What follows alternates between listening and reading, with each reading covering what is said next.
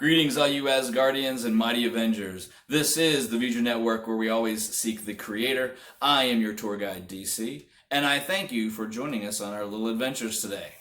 Now, please, if you have the opportunity to share this video with anybody and everybody on your Facebook list, your family members, and your co-workers. If you have any questions or comments, again, leave them below the video, or you can reach us directly at thevjernetwork@gmail.com. Now, as you may have guessed, we are going to discuss this mythological legend, Thor, the mighty Thor, the god of thunder from Norse mythology. Now, he was brought back to stunning Technicolor life by the great and mighty Jack Kirby and the amazing Stan Lee in 1962 in the pages of Journey into Mystery, number 83. Now, it wouldn't be for a whole year later, 1963, that he would team up with the Hulk, Wasp, Ant-Man, and Iron Man to form the Avengers in Avengers number 1. Of course, since then, we know that he's had a great run in the comics books, multiple movies in the Marvel Cinematic Universe, and, of course, toys all over the place, right? Now, in 2012, there was a series that came out that was called Thor, God of Thunder. Now, in this series, we follow Thor's life, as it were, but from 3 different perspectives, from Prince Thor, the Mighty Thor, and King Thor. It was pretty interesting setup, and the thing that tied all of them together was a character they introduced called Gorr. Now, Gorr was the self-proclaimed God Butcher. Now, you can guess just from that what put these 2 characters at odds. Now, we find them fighting over the skies of Earth, and unfortunately, Gorr is beating Thor, and I mean he is beating Thor. And of course, like most bad guys, like most antagonists, while he's doing it, he's got lots of things to say. He goes on to tell Thor about how he has traversed the galaxy for hundreds of years and killed all of the gods of all the planets. He's killed the gods of war, the gods of death, the gods of destruction, and very few gods of poetry and flowers. And while he's beating Thor, and unfortunately Thor is just taking it, he gets to a point where he says, "Remind me again, what are you the god of?" And in the slightest whisper, and in the smallest text that they could write on the comic book page, Thor just whispers, "Thunder." And with that, a giant lightning bolt shoots out of the sky, smacks them both, separates them, and the battle is over, at least for the moment. Now, I always thought that was just a really amazing visual, and I wanted to see that in the movies at some point. And we kind of sort of get to see that. In Thor Ragnarok, he's fighting his sister Hela, who is the goddess of death. And she is, of course, beating him up quite readily.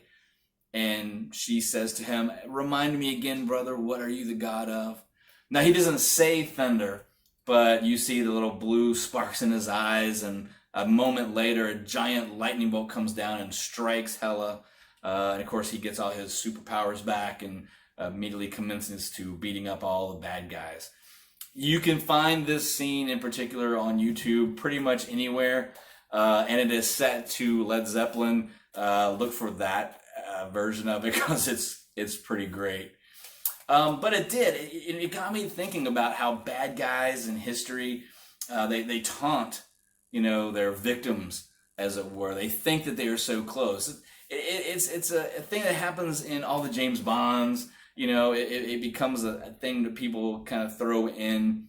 I've seen it in cartoons before. I've seen it in other movies where the bad guy says, "Oh, you think I'm just going to sit here and tell you exactly how I'm going to do my thing, to give you an idea of how you can defeat me? No, I'm not going to do that."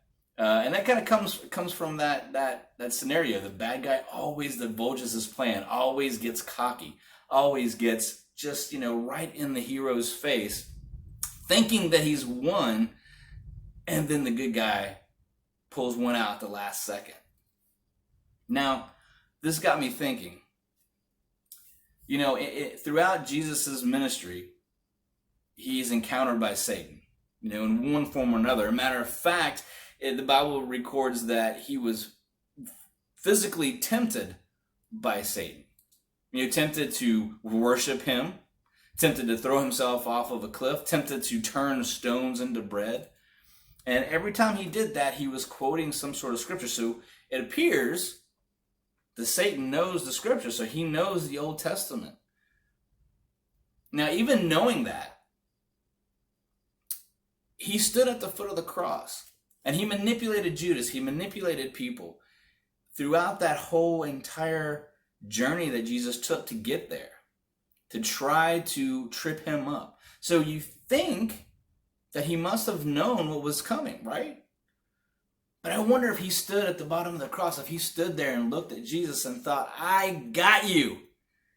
What were you coming to do again? What? Save these people? I did it. I beat you. You're going to die. And then Jesus just whispers, it is finished. At that moment, did Satan realize, that it click in his head? Oh no, I put him right where he wanted to be. Because throughout the Bible, Jesus tells his disciples repeatedly what's going to happen. I'm going to Jerusalem, I'm going to die, but in 3 days, I'm going to be resurrected. I'll come back, and I'll talk to you, and then I'll ascend to heaven, and then there will be no separation between you and my Father for all of eternity. I mean, it's something to think about. There's nothing that backs that up. But you kind of have to wonder if Satan knew that that was going to be the key, that Jesus' death and then his resurrection was going to be the key. Wouldn't he do everything not to get him there? Was it his arrogance that made him think that he had won because he killed Jesus? Something else to think about is that in our own lives. How often have we gotten too arrogant, gotten too bold in something that we're doing, maybe put ourselves above where we should be, tried to make ourselves maybe more than our Creator? I don't know. It's something to think about. Thanks for stopping in. If you haven't checked it out yet, tonight is the season finale of Ithaca on YouTube. Ithaca, the miniseries. It is a very new, very interesting take on the zombie-ish apocalypse. I don't want to spoil anything, but it's some craziness. Very, very well done by a couple of friends of mine. And also, if you're looking for some more practical applications of the Bible in your life, check out Practical Christian Podcast. And if you want a little more 80s view on the battle between good and evil, you might want to check out Carmen and the song The Champion from the 1980s. It's pretty cool. I don't know. I grew up with it. Hope you like it. Anyways, JOY.